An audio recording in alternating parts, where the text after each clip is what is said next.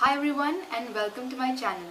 I like making videos on food, travel, restaurant reviews, food reviews and any information related to traveling. If you want more such videos, then please subscribe to my channel for more upcoming food and travel videos. So, today's video is going to be about how can you plan your Goa trip with family. I've also included the prices wherever applicable. Now, first thing, coming to the very first point, how do you travel to Goa? Goa is well connected by road, by railways and by air. And depending on your budget and time constraints, you can choose any of the above options. Now, we were traveling from Hyderabad and from what I know, there are only two trains which go from Hyderabad to Goa. One train is which goes from Kachiguda railway station and it goes to Vasco da Gama in Goa, right? And another train is also there, which is a weekly train from Nampally. It starts from Nampally and again goes to Vasco, right? Now this second train also goes to Madgaon railway station, which is like the major station in Goa, right? So depending upon where you're planning to stay again, you can choose where you want to get down, right? Now trains usually take on an average 18 to 21 hours. So if you have time and if you don't want to spend too much, then surely train is a very good option. And also trains always, I've read, of course I could not take the train, but trains have a very good view, right? The Western Ghats, apparently it goes from the Dudhsagar Falls, so you have an amazing view. So if possible, definitely choose the train. We had a time constraint basically, and we of course chose the other option, which is to fly to Goa. There are many flights which go from Hyderabad to Goa, direct flights, which you can board at the Rajiv Gandhi International Airport in Hyderabad. It will take you to the Dabolim Airport in Goa, right? Again, depending on how early you book your tickets, the prices will vary from 1500 to it can go up to 3000, 4000 also. If it's season, we're talking about season, Goa season, that's November onwards, the airfares might also go up. Now we booked our tickets around 2 months in advance and they cost us around 2000 per person. We were 3 people including a child, and of course we had to pay a full ticket for him, which was 2000 again. So that was 6000 for us one way. So you can make out it's 12,000 for a round trip going and returning. Next, roads, by road also. So if you stay in a place where you have bus connectivity to Goa, then you can also of course opt for the bus, or again if you plan to drive down, you could do that also, depending upon the time constraint again. I read somewhere that driving from Hyderabad would take you around 12 to 13 hours. So if you are interested, you can always take that option also, right? Now, whether you take a flight or you take a train, most of the stations I listed earlier and the airport are very far from the main Goa city, right? The tourist destinations, basically most of the hotels, resorts are either in North Goa or South Goa, and these stations and the airport are away from these places, right? So you will have to either take a cab, a prepaid taxi, or you book a cab from private cab when you have private cabbers, or you take the bus, the local Goa bus, right? That brings us to a second point, that is how do you reach your hotel or resort from the airport or the railway stations. If you are staying somewhere in North Goa, then you would have to travel around 40 kilometers to 44 kilometers to reach your wherever you're staying, resort or hotel, right? We took the prepaid taxi. At the arrivals lounge of the airport, you have a prepaid taxi counter where you can book your taxis. Prices range from 1200 to 1500 depending on where you are staying. If you feel that the cabs and taxis are too expensive, then you can always take the bus in Goa.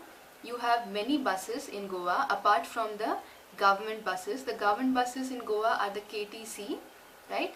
But when we tried taking the bus, not from the airport but in general, there were many private buses which I saw, which are colorful, and these are the buses which stop every few kilometers, right? So if you are planning to take a bus from the station or the airport, you can do that, but you have to walk a little and go to the nearest bus station, right? Now, if you are getting down at the airport, the government of Goa also has an AC bus service from the airport to Kalangut and from Kalangut to airport, right? But the timings for these are quite odd. There are only about 3 or 4 trips per day. So you can match your flight timings with the AC bus service. The timings are also available on the internet as well as at the airport. And if you feel that the time, your flight time matches with the bus timings, you can obviously opt for it. It's a much cheaper option than the cabs, but our flight timings were nowhere near the bus, so we could not opt for it. We had to take a taxi because we had suitcases, we had some luggage, so the best way we thought was the prepaid taxi. Now, if you are taking the local bus in Goa, then you will have to first take a bus to Panjim. At Panjim, you have the interstate bus terminal where you can find the connecting bus to any destination in Goa, right? So if you're going to North Goa, then first you take a bus from the airport or from the railway station to Panjim. Now from Panjim, you can take a bus to go to Kalangate, that's where you're staying. You can take a bus going to Arpora or Mapsa or any other destination. Similarly, if you're going to stay in South Goa, then you can catch a bus from Panjim that goes to Ponda, or it goes to places like Old Town, that is Old Goa, Old City. So you can catch a bus from Panjim to go anywhere, and this is very cheap option to travel within Goa, right? Now that brings us to our next topic: where do you stay in Goa? Now Goa, like you know, is divided into South Goa and North Goa. North Goa is the more populated, I would say, or the more popular part of Goa. But South Goa is also very beautiful. It also has its own share of resorts, hotels and tourist attractions. But we were staying in North Goa because the resort that we booked was near Candolim beach, right? Now why did we choose this resort is because actually we did not plan it enough. We went to Make My Trip and there were these budget tour packages being offered by Make My Trip. There was this one package that we chose, which is inclusive of airfare and resort, right? So we found this to be slightly in our budget, so we went ahead and booked this package, which had minimum airfares and this particular resort called the Marina Bay Beach Resort in Candolim, right? If you're staying in North Goa and you want to tour South Goa, you can take a cab for one day. You can rent a car for one day for driving yourself, right? You can also take the local bus like I mentioned earlier, and you can also do the most popular thing that everybody there does, rent a scooty or a bike, right? You can do any of these options for touring Goa locally and like I said also across the state to go to the other part of Goa. Popular scooters there are Activas and they charge anywhere around 300 to 350 per day. During season this might increase to 400 and 450 also. So again you can bargain well. Now I forgot to mention the price of the resort, the room we had to pay. According to the package, I think we shelled out around 1900 2000 per night at the resort we were staying in. It was a good resort but not worth the amount we paid is what I feel. So I would definitely, if I'm planning a trip next time, I would of course not go to Make My Trip. Instead I would go to Trivago maybe and look at the lowest prices there and then book a room, right? So we paid roughly, I would say 2000 per night, and it was a 3 nights 4 days, so that was 6000 for the resort for the entire trip, right?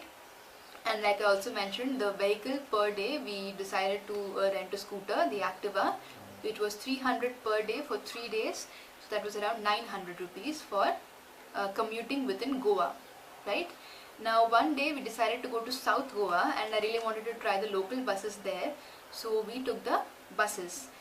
So from Kalangut or Candolim, like I said, we took a bus which went to Panjim, and from Panjim we took another bus going to Ponda, which is in South Goa, Now this bus stops right outside the Basilica of Bom Jesus, which is called Old Goa or Old City. So from here you can just walk to the churches. Now this was very economic, of course. It cost us around, I think, 30 or 40 per person, right? The only downside for the buses is it's very hot. If you're taking it around 10 a.m. afterwards of 10-11 a.m. it gets very hot. You start feeling, you start sweating, and it's very hot sitting in the bus, and it gets crowded also sometimes. We got a seat at all times, but it was crowded at some points, right? So if you're used to bus traveling and you want to experience this, definitely try the bus. If you rather have a more comfortable journey, then rent a scooter, a car, or hire a cab simply, right? You can also take bicycles on rent. I could not see any spots, any bicycle renting places, but I saw many people on cycles. So again, if you're used to such things, you want to experience it, you can rent a bicycle also, which is, I think, the cheapest. You are charged 200 at 150 per day to rent a bicycle, right? So this was my video about Goa trip. If you have any doubts, or if you think I missed out any points, please be sure to mention that in the comment section below. If you like this video, please like it, give it a thumbs up, share it with your friends, and also subscribe to my channel.